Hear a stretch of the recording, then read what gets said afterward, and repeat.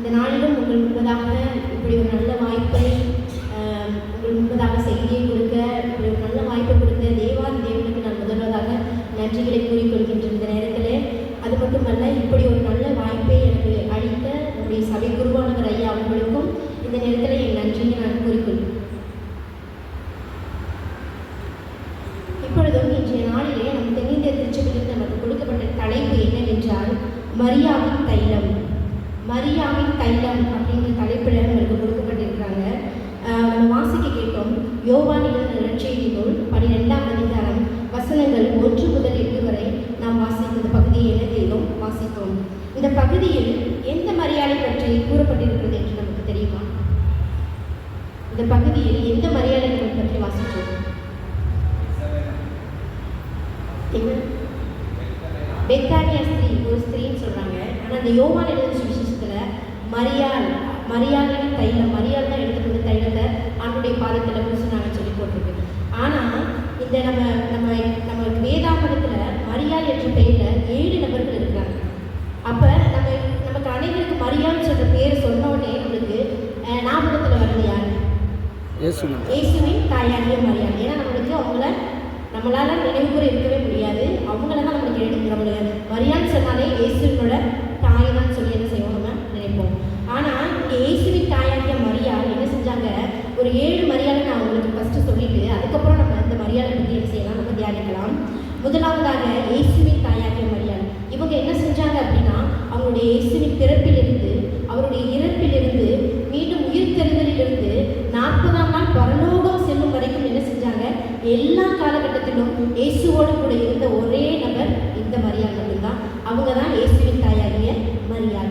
இரண்டாவதாக மகதலேனா மரியாள். நம்ம எல்லாருக்குமே தெரியும். மகதலேனா மரியாள் என்ன பண்ணாங்க? இயேசு உயிர் தெழுந்ததை முதலாக பார்த்த ஒரே பெண், அவருடைய தரிசனத்தை முதல் கண்ட பெண் இந்த மகதலேனா மரியாள். இதை மார்க் எழுதின நற்செய்தி நூல் 16ஆவது அதிகாரம் 9, 10 வசனங்கள் என்ன செஞ்சிருக்கு? இங்கே நமக்கு வேதாகமத்தில் கொடுக்கப்பட்டுள்ளது.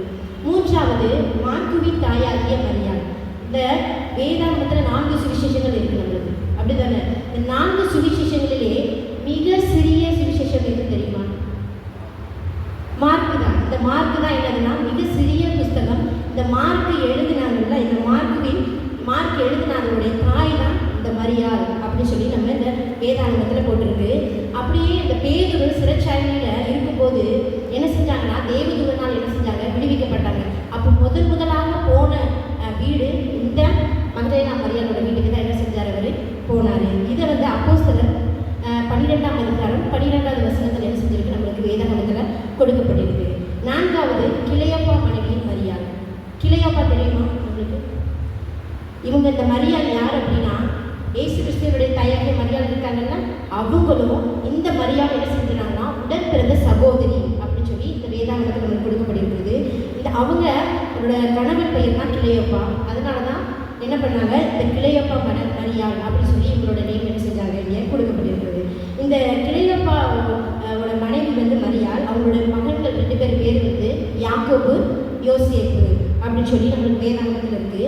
இந்த 3 பேரும், இந்த கிளையப்பா மரியாள், இயேசுவின் தாயாகிய மரியாள், இன்னும் நம்ம பார்த்த இந்த மகதலேனா மரியாள், 3 பேருமே என்ன செஞ்சாங்க? இயேசுவோட சிலுவையில் மரித்த காட்சியை என்ன செஞ்சாங்க? அவங்க கண்ணார கண்டு முதல் பார்த்த இந்த 3 பெண்களும் வேதாகமத்தில் என்ன செஞ்சிருக்கு? யோவான் எழுதின நற்செய்தி நூல் 19ஆம் அதிகாரம் 25வது வசனத்தில் என்ன செஞ்சிருக்கு? நமக்கு கொடுக்கப்பட்டுள்ளது. ஐந்தாவதாக ரோம திருச்சபையில் இருந்த பெண்கள். அதாவது ரோம திருச்சபைக்கு அப்போஸ்தலனாகிய பவுல் என்ன செய்கிறாரு? ஒரு லெட்டர் எழுதுகிறாரு. அந்த லெட்டரில் அங்கே இருந்த ஒரு பெண்ணை பற்றி என்ன செய்கிறாரு? அங்கே எழுதுகிறாரு. அந்த பெண்ணோட பேர் தான் என்னது? மரியாள். அப்போ அந்த பகுதி எங்கே இருக்குது அப்படின்னா, ரோமர் 16வது அதிகாரம் 6வது வசனத்தில் என்ன செஞ்சிருக்கு? நம்மளுக்கு அந்த பெண்ணை பற்றி என்ன செஞ்சிருக்காரு? அப்போஸ்தலனாகிய பவுல் ஒரு லெட்டர் எழுதுனதை நம்மளை வாசிக்க கேட்கிறோம். அடுத்ததாக 6வது மோசேயின் சகோதரி மிரியாம் என்ற மரியாள். அதாவது பழைய ஏற்பாட்டில் மிரியாம் இருக்காங்க, நமக்கு தெரியும். அந்த மிரியாம் பழைய ஏற்பாட்டில் என்னன்னா எபிரேய மொழியில் எழுதியிருப்பாங்க பழைய ஏற்பாடு. அந்த எபிரேய மொழியில் மரியாதை தான் என்ன செஞ்சுருக்காங்க? மிரியாம் அப்படின்னு சொல்லி என்ன செஞ்சுருக்காங்க? எழுதப்பட்டுள்ளது. இந்த மோசேயின் சகோதரியான இந்த மிரியாம் என்ன பண்ணாங்கன்னா, வேதாகமத்திலேயே சொல்லப்பட்ட முதல் பெண் தீர்க்கதரிசி அப்படின்னு சொல்லி என்ன செஞ்சாங்க? வேதாகமத்தில் நம்மளுக்கு கொடுக்கப்பட்டிருக்கிறது. ஏழாவதாக இப்போ 6 மரியாதை பற்றி நம்ம பார்த்துட்டோம். இப்போ ஏழாவது நம்ம பார்க்க போகிற மரியாதை தான் இந்த லாசருவின் சகோதரியாகிய மரியாள். இவள் தான் என்ன செஞ்சா? இயேசுவோட பாதத்தில் பரிமள தைலத்தை என்ன செஞ்சா? பூசின பெண். அப்போ நம்ம வேதாகமத்தில் 7 மரியாளில் ஒன்றாவது மரியாள் தான் இந்த லாசருவின் சகோதரியாகிய மரியாள். அவளை பற்றி தான் என்ன செய்ய போகிறோம், இன்னைக்கு நம்ம தியானிக்க போகிறோம். இந்த லாசருவின் சகோதரியாகிய மரியாள் என்ன பண்ணாங்க? இயேசுவோட பாதத்தில் என்ன பண்ணாங்க? கண்ணீரினால் கழுவி அவருடைய தலையில பரிமள தைலத்தை என்ன செஞ்சாங்க? பூசி அவருக்கு என்ன செஞ்சாங்க? ஓயாமல் என்ன செஞ்சாங்க? முத்தம் கொடுத்தவளாக என்ன செஞ்சாங்க? காணப்பட்டாங்க. ஆனால் அநேக பாவங்கள் அவர் செய்த போதிலும் அவர் பாவங்கள் மன்னிக்கப்பட்டது என்று இயேசு கிறிஸ்து என்ன செஞ்சாரு? கூறினாரு. அதை தான் நம்ம யோவான் எழுதின நற்செய்தி நூல் 12ஆம் அதிகாரம் 1 முதல் 8 வரை இன்றைக்கு என்ன செய்வோம்? நம்ம வாசிக்க கேட்டோம். இப்படியாக இந்த 7 மரியாதைகளுமே என்ன பண்ணாங்க அப்படின்னா, தாழ்மையுள்ளவர்களாக காணப்பட்டாங்க. இன்னொரு உதவி செய்வதற்காக காணப்பட்டாங்க. சிலுவையில் இயேசுநாதரை கண்ணோக்கி பார்ப்பவர்களாக என்ன செஞ்சாங்க? 7 மரியாதைகளுமே என்ன செஞ்சாங்க? காணப்பட்டாங்க. இப்பொழுது நாம் எடுத்தவர்கள் வாசிக்கலாம். யோவான் எழுதின நற்செய்தி நூல் 12ஆம் அதிகாரம் 3வது வசனம்.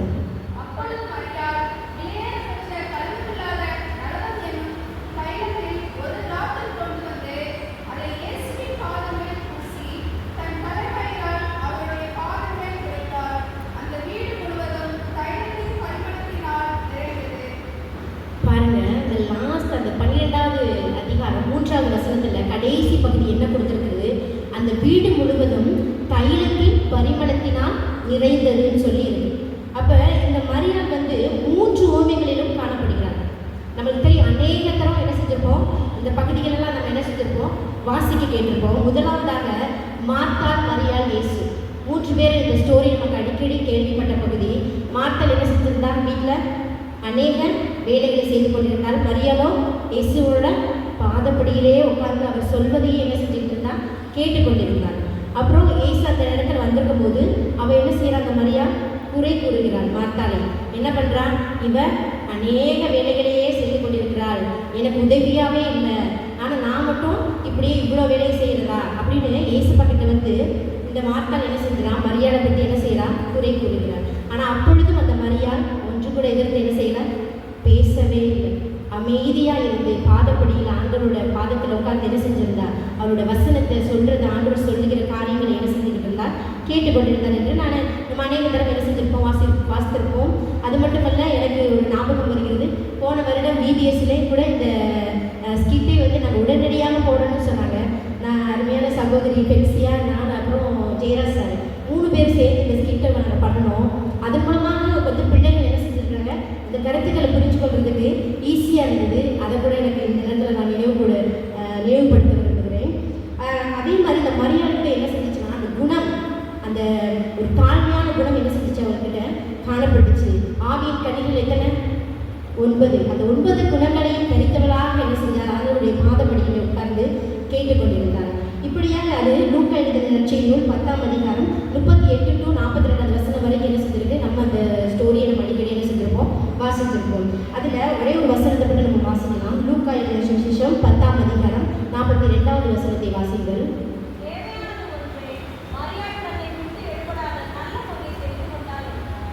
பாருங்க, மரியாள் தன்னை விட்டு எடுபடாத நல்ல பங்கை தெரிந்து கொண்டாள் என்று ஆண்டவர் என்ன செய்தார்? அவளுக்கு சாட்சி கொடுத்தார்.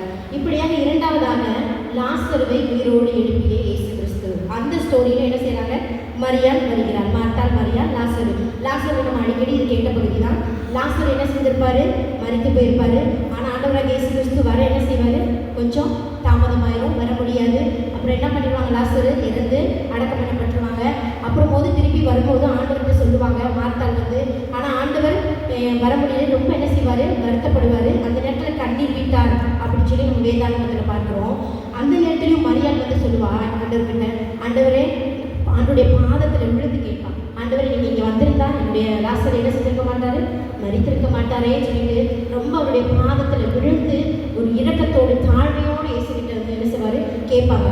கேட்கும் போது உடனே இயேசு கிறிஸ்து என்ன செய்வார்? போய் அந்த கல்லறையை பார்த்து உடனே லாசருவே எழுதுவா அப்படின்னு சொல்லும் போது உடனே என்ன செஞ்சிருக்கோம்? அந்த அற்புதம் நடக்கும். அந்த இடத்துலையும் மரியாதை பாருங்க, அமைதியாக பொறுமையாக.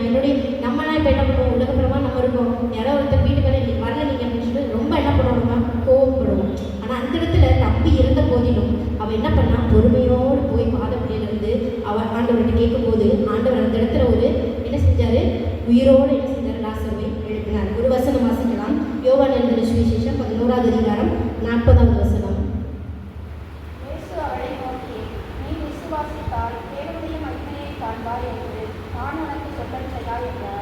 பாருங்க, இந்த இடத்துல நீ விசுவாசித்தால் தேவனுடைய மகிமையை காண்பாய். அப்ப அந்த இடத்துல விசுவாசத்தோடு போய் மரியாள் பாதப்படியில் ஆண்டவருடைய பாதத்தில் விழுந்து கேட்கும்போது அவள் என்ன செஞ்சிருக்கா, ஒரு மகிமை, ஆண்டவருடைய மகிமை அந்த இடத்துல என்ன செஞ்சு வெளிப்பட்டுச்சு. உயிரோடு லாசர் என்ன செஞ்சாரு, மீண்டுமாக திரும்பி வந்தார். அதே மாதிரி இப்போ மூன்றாவதாக நம்ம பார்க்கக்கூடிய மரியாள் என்னன்னா, பரிமள தைலத்தை ஊற்றிய மரியாள். இன்று நம்ம வாசிக்க கேட்ட பரிமள தைலத்தை ஊற்றிய மரியாள். இது யோவான் எழுதின நற்செய்தியும் 12ஆம் அதிகாரம் வசனங்கள் 1 முதல் 8 வரை இருக்கு. இது என்ன அப்படின்னா, பெத்தானியா அப்படின்ற ஊர்ல இயேசு கிறிஸ்து போயிட்டு இருக்கும்போது முந்தைய காலத்துல வந்து பெத்தானியாவுக்கும் எருசலேமுக்கும் 2 மைல் தூரம் இருக்குமா. அப்ப இந்த 2 மைல் தூரத்துல ஒலிவமலை இருந்துச்சு பக்கத்துல. அந்த ஒலிவமலை அடிவாரத்துல தான் அந்த பெத்தானியான்ற ஊருக்கும் எருசலேமுக்கும் அடியில தான், அடிவாரத்துல தான் அந்த ஒலிவமலை இருந்துச்சு. அதுக்கு அடிக்கடி இயேசு கிறிஸ்து என்ன செய்வாராம், செபிக்க வருவது. அப்போ அந்த செபிக்க வரும்போது அந்த லாசரு, மார்த்தாள், மரியாளோட வீடும் என்ன செய்யலாம், அங்கே தான் இருந்துச்சு. ஸோ அப்போ வந்து செபிக்க வரும்போது அவங்க வீட்டுக்கும் என்ன செய்வார், இயேசு கிறிஸ்து வந்து செபிச்சுட்டு போவார். அப்போது தான் அந்த விருந்து என்ன செய்யுது, விருந்துக்கு ஆண்டவராக இயேசு கிறிஸ்துவை அழைக்கிறாங்க. அப்போது தான் இந்த சம்பவம் பரிமள தைலத்தை அந்த மரியாள் என்ன செய்கிறார், ஆண்டவருடைய பாதத்திலே ஊற்றுவதாக காணப்படுகிறார்.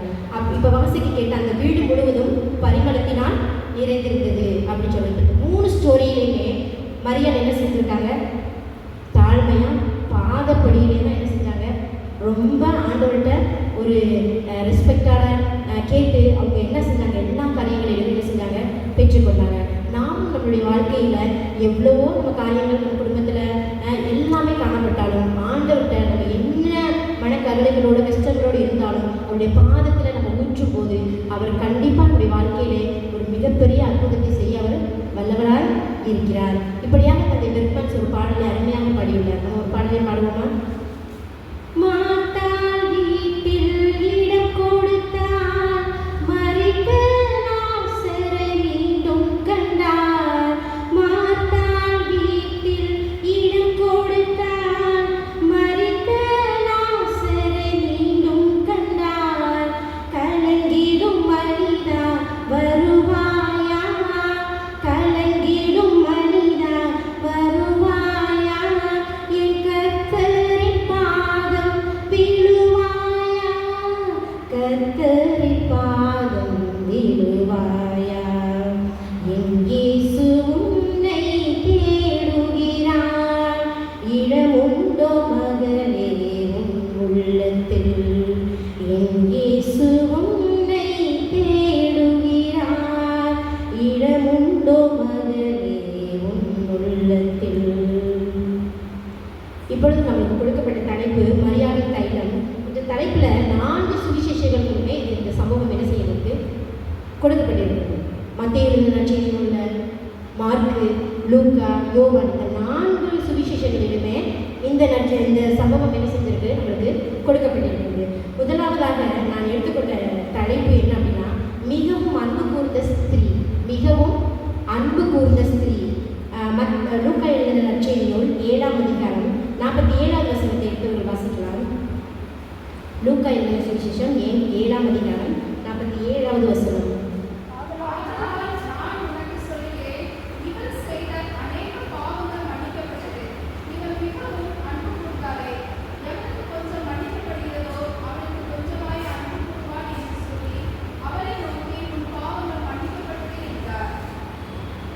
பாருங்க, இந்த வசனத்தில் என்ன அப்படின்னா, ஆதலால் நான் உங்களுக்கு சொல்லுகிறேன், இவள் செய்த அநேக பாவங்கள் என்ன செய்து மன்னிக்கப்பட்டது, இவள் மிகவும் அன்பு கூர்ந்தாளே. முதலாவது ஸ்திரீ தான் சொல்லியிருக்கு. நம்ம யோவான் எழுதின நற்செய்திகளில் மட்டும்தான் மரியாள் சொல்லி கொடுக்கப்பட்டிருக்கிறது. இந்த மத்தேயு, மார்க்கு, லூக்கா இந்த 3லேயுமே ஸ்திரீ அப்படின்னு சொல்லி தான் நம்மளுக்கு என்ன செய்து கொடுக்கப்பட்டிருக்கிறது. அப்போ மிகவும் அன்பு கூர்ந்த ஸ்திரீ, ஆண்டவரிடத்தில் மிகவும் இவள் அன்பு கூர்ந்தவளாக என்ன செய்தால் காணப்பட்டாள். ஆனால் இவளுடைய பெயர் என்னது, பாவியாகிய ஸ்திரீன்னு இருக்கும். நீங்கள் 37வது வசனத்தில் பார்த்தீங்கன்னா, அப்பொழுது அந்த ஊரில் இருந்த ஒரு பாவியாகிய ஸ்திரீ அப்படின்னு தான் என்ன செஞ்சிருக்கு வேதாகமத்தில் கொடுக்கப்பட்டிருக்கிறது. அப்போ பாவங்கள் அநேகம் செய்த போதிலும் அந்த ஸ்திரீ என்ன செய்தால்? ஆண்டவர் மீது அன்பு கூர்ந்தவளாக தான் என்ன செய்தால்? காணப்பட்டாள். நம்ம இந்த உலகப்பரமான வாழ்க்கையில் நம்ம யார் யார் மீதெல்லாம் அன்பு வைத்திருக்கிறோம்? பெற்றோர்கள் பிள்ளைகள் மீது, பிள்ளைகள் பெற்றோர்கள் மீது, கணவன் மனைவி மீது, மனைவி கணவன் மீது, இந்த மாதிரி எல்லாரும் என்ன செஞ்சிருப்போம்? நம்ம ஒருத்தர் மேலே என்ன பண்ணியிருப்போம்? அன்பு வைத்திருப்போம். ஆனால் அந்த அன்பெல்லாம் வெறும் மாயை தான். அந்த அன்பெல்லாம் என்னது? நிரந்தரமே கிடையவே கிடையாது. நம்ம ஆண்டவர் மேலே வைக்கிற அன்பு எப்பொழுதும் ஒரு காலம் என்ன செய்யாது? அழியவே அழியாது, மாறவே மாறாது. ஏன்னா அதை தான் ஆண்டவராக இயேசு கிறிஸ்து என்ன செய்கிறார்? நம்மகிட்ட விரும்புகிறார். என்னுடைய மகள் என்னிடத்தில் அன்பு கூற மாட்டாளா, என்னுடைய மகன் என்னிடத்தில் அன்பு கூற மாட்டாளான்னு சொல்லி தான் என்ன செய்கிறார்? விரும்புகிறவராக காணப்படுகிறார். அப்போ இந்த மரியாள், இந்த ஸ்திரீ என்ன பண்ணா? ஆண்டவராக இயேசு கிறிஸ்துவை மிகவும் என்ன செய்தால்? அன்பு கூர்ந்தாள். இதுக்கு ஒரு உதாரணம் இந்த அதிகாரத்திலே என்ன செஞ்சிருக்கு? போடப்பட்டிருக்கிறது. நம்ம அநேக தடவை என்ன செஞ்சிருப்போம்? இதை வாசிச்சிருப்போம். அதாவது இந்த ஸ்திரீயை பற்றி சொல்லியிருந்தாங்கன்னா, அவள் எல்லாமே செய்கிறா. அந்த சீமோன் தான் அந்த வீட்டுக்கு என்ன செய்கிறாங்க? ஆண்டவராக இயேசு கிறிஸ்துவை கூப்பிடுறாங்க. அப்படி கூப்பிடும்போது 41வது வசனத்தை வாசியுங்கள். 41வது வசனம்.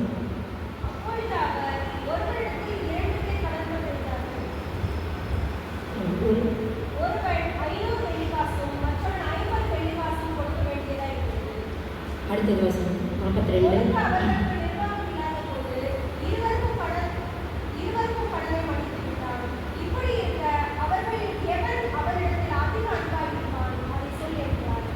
பாருங்க, இந்த இடத்துல ஒரு உதாரணம் சீமோனுக்கு ஆண்டவராக இயேசு கிறிஸ்து சொல்கிறார்.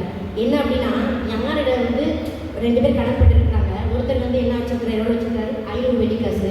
இன்னொருத்தர் 50 வெள்ளிக்காசு. 2 பேருமே கடன்பட்டிருக்கிறாங்க. இந்த 2 பேர் கடன்பட்டுறது செலுத்த முடியல அவங்க. சரி, நீ என்ன பண்ணிடு? மன்னித்து விட்டுரு அப்படின்னு சொல்லி சொல்கிறாரு. இப்படி மன்னித்து விடும்போது யார் அவர் இடத்துல ரொம்ப அன்பாக இருப்பாங்க? அதிக கடன்பட்டவர் தான் என்ன செய்வார்? 500 வெள்ளிக்காசு இருக்கிறவர் தான் ரொம்ப அதிகம். ஏன்னா அதுதான் ரொம்ப பெரிய அமௌண்ட்டு. அப்போ அவர் தான் என்ன செய்வார்? ரொம்ப அதிக அன்பாக என்ன செய்வாங்க? அந்த கொடுத்த கடனாளிக்கு இருப்பாங்க. அதே மாதிரி தான் அந்த சீமோனுக்கு அது சொல்கிறார். 43வது வசனம் பாருங்க. சீமோன் பிரதியுத்தரமாக, எவனுக்கு அதிகமாய் மன்னித்து விட்டானோ அவனே அதிக அன்பாய் இருப்பான் என்று நினைக்கிறேன் என்றான். அதற்கு சரியாய் நிதானித்தாய் என்று சொல்லி இயேசு என்ன செஞ்சார்? அவரை பார்த்து சொன்னார். இப்படி தான் இந்த ஸ்திரீயும் என்ன செய்கிறாரு? ஆண்டவரிடத்தில் ரொம்ப அன்பு கூர்ந்தவளாக என்ன செய்தால்? காணப்பட்டாள். அடுத்தது நம்ம எப்படி நம்ம ஆண்டவரிடத்தில் அன்பு கூற வேண்டும்? நம்ம ஆண்டவரிடத்தில் எப்படி அன்பு கூற வேண்டும்? எடுத்தவர்கள் வாசிக்கலாம். மார்க் எழுதின நற்செய்தி நூல் 12ஆம் அதிகாரம் 30-31 வசனங்களில் வாசிங்க.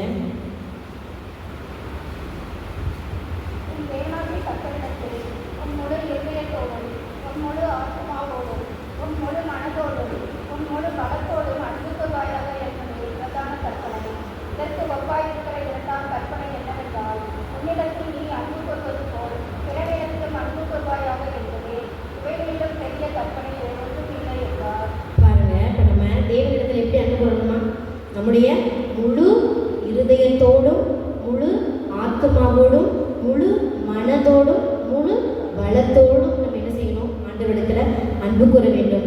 அப்படி அன்பு கூறுவதோடு மட்டுமல்லாமல் நம்ம என்ன செய்யணும்? பிறரையும் நேசிக்க வேண்டும் சொல்லி அடுத்த வசனத்தில் பிரதான கற்பனை என்ன? உன்னிடத்தில் அன்பு கூறுவது போல நீ பிறனிடத்திலும் என்ன செய்யணும்? அன்பு கூறணும்னு சொல்லி ஆண்டவராக இயேசு கிறிஸ்து சொல்கிறார். நம்ம பாருங்க, இந்த ஸ்திரீ ஆண்டவரிடத்தில் என்ன செய்தால்? முழுமையாக எவ்வளோ பாவங்கள் செய்த போதிலும் முழுமையாக தன்னுடைய அந்த எல்லாத்தையும் உடைத்து, அந்த அதுதான் பரிமள தைலத்தை உடைத்து அவருடைய பாதத்தில் என்ன செஞ்சாங்க? ஊற்றினார்கள். அது அன்பு செலுத்தினதுனால தான் என்ன செஞ்சாங்க? அவங்க ரொம்ப அந்த தைலத்தை என்ன செஞ்சாங்க? ஊற்றி தன்னுடைய பாவங்களை இயேசுவிட்ட கழுவுங்கன்னு சொல்லி என்ன செஞ்சுருப்பாங்க? ஊற்றியிருப்பாங்க. இப்படியாக அந்த மரியாள் நம்ம அன்பு குருவலாக என்ன செய்தால்? காணப்பட்டாள். இப்படியாக ஒரு பாடல், அது வெல்பான்ஸ் அருமையாக ஒரு பாடல் எழுதியுள்ளார். ஒரு பாடலை பாடுவோமா? அன்பு கூறுவே இன்னும் அதிகமாய் ஆராதிப்பே இன்னும் ஆர்வமாய் அன்பு கூறுவே இன்னும் அதிகமாய் ஆராதிப்பே இன்னும் ஆர்வமாய் உம்மை முழு உள்ளத்தோடு ஆராதிப்பே முழு பலத்தோடு அன்பு கூறுவே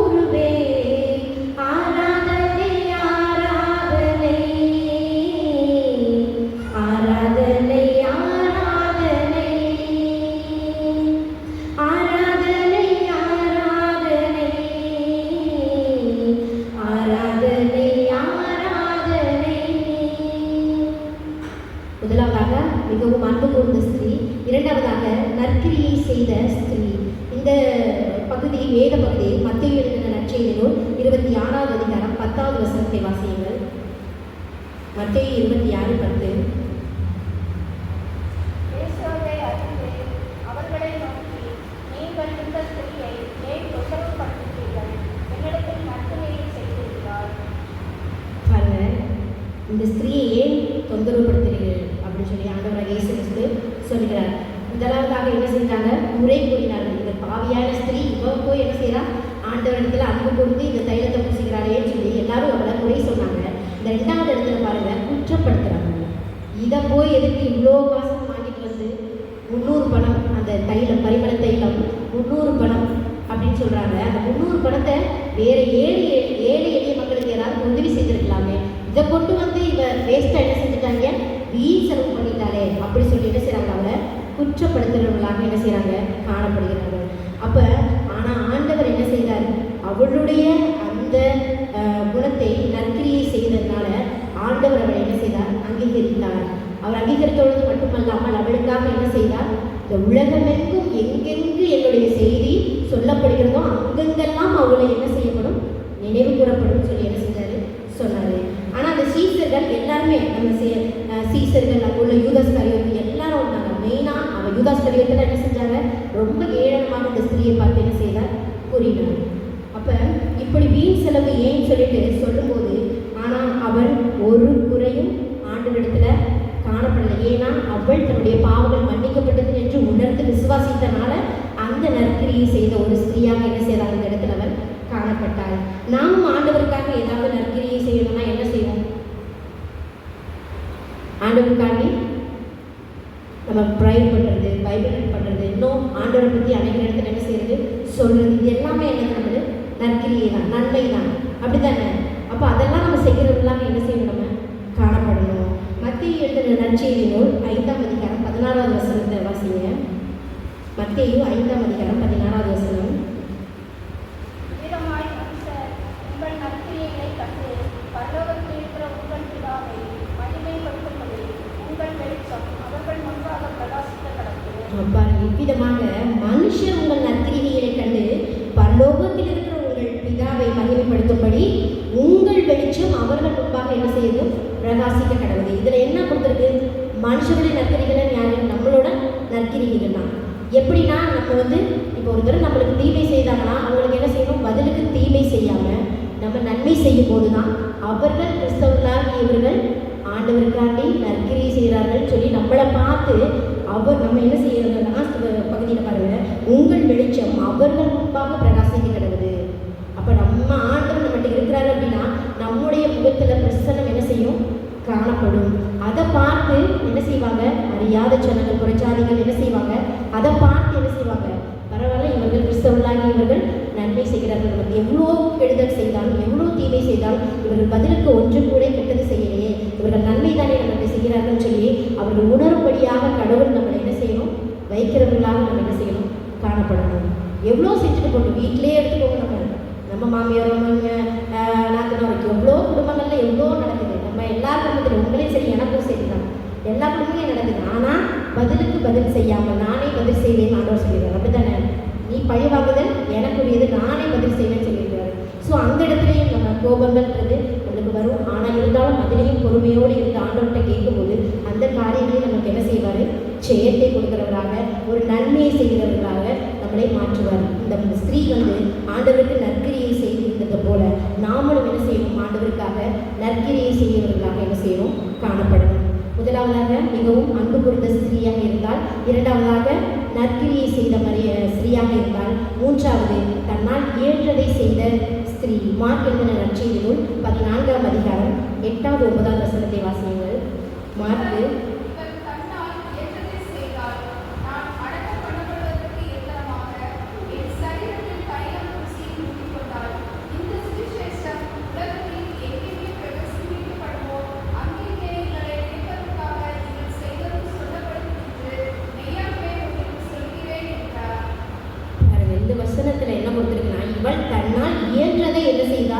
இயேசுவுக்காண்டி செய்தாள்.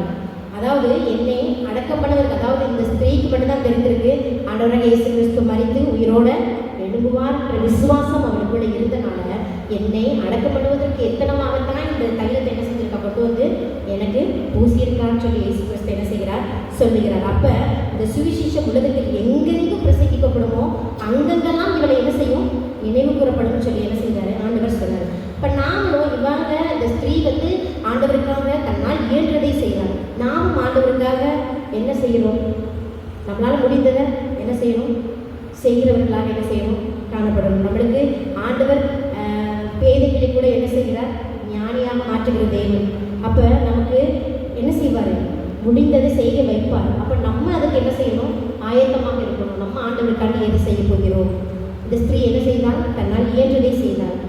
அப்ப நம்மளும் என்ன செய்யணும், ஆண்டவருக்கு ஏதாவது ஒரு காரியங்களை கூட நம்ம யோசிச்சு பார்ப்போம். எது செஞ்சிருக்கோம் இது வரைக்கும் நம்ம ஆண்டவருக்காண்டி நம்முடைய வாழ்க்கையில அப்படின்றத யோசிச்சு பார்த்தோம்னா ஏதாவது ஒரு விஷயம் நம்மளுக்கு இருக்கும். நம்மளுக்கு உள்ள நம்ம ஆண்டவர் நிறைய தாளங்களை நமக்கு கொடுத்துருக்கிறாரு. அந்த தாளத்தை ஆண்டவருக்கு என்ன செய்யணும், நம்ம பயன்படுத்துகிறவர்களாக என்ன செய்யணும், காணப்படணும். இப்படியாக அந்த கர்ப்பால் ஒரு பாடலை பாடியுள்ளார். பாடலாமா? ஏதாவது ஏதாவது ஏதாவது செய்ய வேண்டும் ஒவ்வொரு நாளும் எங்கே சுராஜாவுக்கு. ஏதாவது ஏதாவது ஏதாவது செய்ய வேண்டும் ஒவ்வொரு நாளும் எங்கே சுராஜாவுக்கு.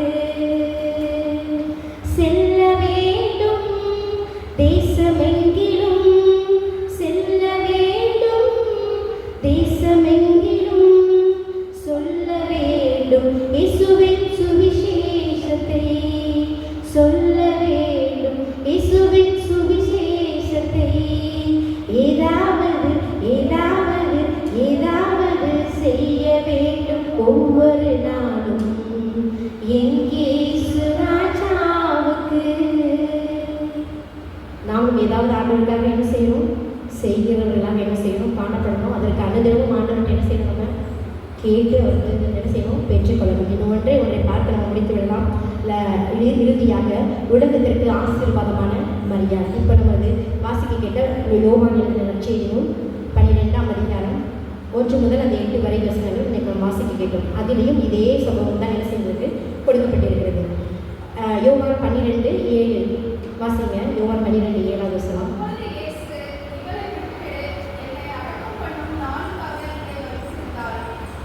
பாருங்க, இதுலையும் அதே தான் ஆண்டவர் சொல்றாரு, இதே காரியம் தான்.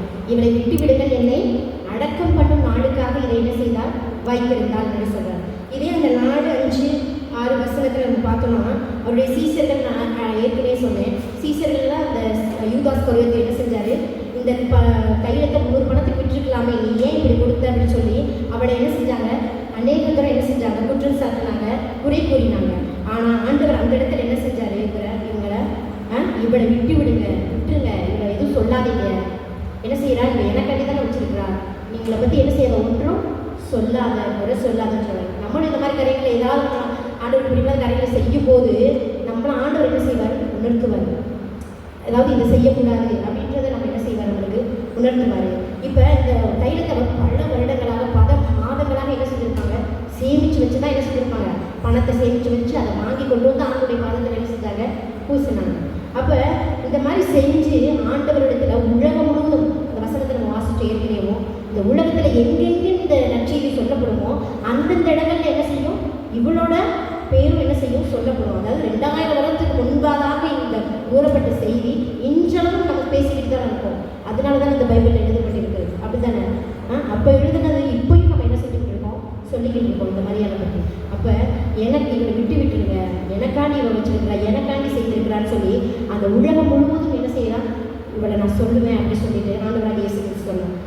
இப்படித்தான் நம்மள்கிட்டையும் அநேக காரியங்கள் இருக்கும். உலகத்திற்கு ஆசீர்வாதமாக மாறணும் அப்படின்னா நம்மகிட்ட உள்ள எல்லாத்தையும் ஆண்டவருக்காக என்ன செய்யணும், நம்ம விட்டு கொடுக்கணும். அப்படி விட்டு கொடுக்கும் போது தான் ஆண்டவர் நம்ம என்ன செய்வார், உலகத்திற்கு ஆசீர்வாதமான ஒரு ஸ்திரீயாக, ஒரு மகளாக என்ன செய்வார், நம்மளை உருவாக்குவார். இப்படித்தான் நம்மளிடத்துலையும் அன்பு, தாகம், ஆண்டவர்கிட்ட வாஞ்ச, நம்முடைய உடைந்த உள்ளால் இதெல்லாம் ஆண்டவர் என்ன செய்கிறார், நம்மகிட்ட எதிர்பார்க்கிறாரு. ஆனால் இயேசுக்காக நாம் எதை வைத்திருக்கிறோம், நம்மகிட்ட எதை வச்சிருக்கிறோம், ஆண்டவருக்காண்டி கொடுக்குறதுக்கு. ஆண்டவருக்காண்டி நம்மளோட ஆண்டவர் வந்து நம்மகிட்ட எதிர்பார்க்கறது ஒன்றே ஒன்று, நம்ம விளையேற பெற்ற இருதயம். இந்த இருதயத்தை ஆண்டவர் என்ன செய்கிறாரு, எதிர்பார்க்கிறாரு. நம்முடைய ஆசையை என்ன செய்கிறாரு, எதிர்பார்க்கிறாரு. என்னிடத்தில் என் மகள் அன்பு கூறாக மாட்டாளா அப்படின்னு சொல்லி என்ன செய்கிறாரு, விரும்புகிறார். இந்த மாதிரி காரியங்களை நம்ம ஆண்டவருக்கு நம்ம என்ன செய்யணும்? பரிசாக என்ன செய்யணும்? கொடுக்க வேண்டும். அப்படி கொடுக்கும்போது நம்மால் இயன்றதை ஆண்டவருக்காக செய்யும் போது ஆண்டவர் நம்ம மேல என்ன செய்வார்? உலகத்திற்கு ஒரு ஒளியாக, ஒரு ஆசீர்வாதமாக என்ன செய்வார்? நம்மை மாற்றி என்ன செய்வார்? வழி நடத்துவார். முதலாவதாக இந்த மிகவும் அன்பு கூர்ந்த ஸ்திரீயாக காணப்பட்டார். இரண்டாவது நற்கிரியை செய்த ஸ்திரீயாக காணப்பட்டார். மூன்றாவது தன்னால் இயன்றதை செய்த ஒரு ஸ்திரீயாக காணப்பட்டார். நான்காவதாக உலகத்திற்கு ஒரு ஆசீர்வாதமான ஸ்திரீயாக அந்த மரியாள் என்ன செய்தார்? காணப்பட்டார். அநேகருக்கு தெரிந்த ஒரே ஒரு சின்ன பாடம் தான், அதை நான் முடித்தர்றேன். இது ரொம்ப ஒரு 8-7 வருஷத்துக்கு முன்னாடி வந்த பாட்டு. சாரோன் நவோஜி அவங்க பாடியிருப்பாங்க. இந்த பாட்டு அநேகருக்கு தெரியும். இந்த நுள்ளம் புது கவியாளர். சரி, அந்த பாடல் பாடி எடுத்துக்கலாம். இந்த நுள்ளம் புது கவியாலே பொங்க இயேசுவை பாடிடுவே. இந்த நுள்ளம் புது கவியாலே பொங்க இயேசுவை பாடிடுவே. அவர் நாமம் ஊற்றுண்ட பரிமள தைலம் அவரையே பாடிடுவே. அவர் நாமம் ஊற்றுண்ட பரிமள தைலம் அவரையே நேசிக்கிறே. அல்லேலூயா துதி அல்லேலூயா, இந்த நல்ல நான் இயேசுவை பாடிடுவே.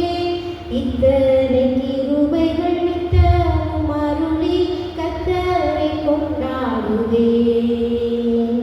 இத்தனை கிருபைகள் நித்தமும் அருளி கர்த்தரை கொண்டாடுவே. இப்படியாக இந்த ஸ்திரீ என்ன பண்ணால்?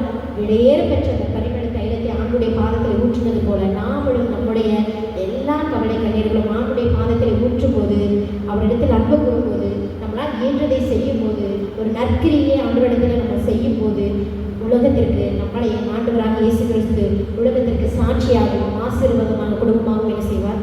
மாற்றுவதற்கு அவர் வல்லவராயிருக்கிறார். ஆண்டவர் தாமே இந்த திருவசனையில் ஆசீர்வதிப்பாராக. நம் யாவும் தலைகளை தாண்டி ஜெபம் செய்வோம். ஆம் சுவாமி, எங்களை அதிகமாக நேசித்து வழிநடத்த அன்பு தகப்பனே, இவ்வளவு நேரமாக ஆண்டவரே உங்களுடைய அப்பா வேதத்தை தியானிக்கும்படியாக நீங்கள் கொடுத்த கிருபைக்காண்டி உமக்கு நன்றி செலுத்துகிறோம் தகப்பனே. அப்பா, இந்த ஸ்திரீ ஆண்டவரே விலையேற பெற்ற இந்த தைலத்தை கொண்டு வந்து உடைய பாதத்தில் ஊற்றினது போல நாங்களும் அப்பா எங்களுடைய வாழ்க்கையில் இருக்கிற அத்தனை கவலைகளையும் உடைய பாதத்தில் ஊற்றும் போது நீ மெய்யாக என்னுடைய வாழ்க்கையில் ஆண்டவரே ஒரு அற்புதத்தையும் அதிசயத்தையும் செய்ய நீ வல்லவனாக இருக்கிறீர் தகப்பனே. ஸ்தோத்திரம் ராஜா, அதற்காக எனக்கு நன்றி தகப்பனே.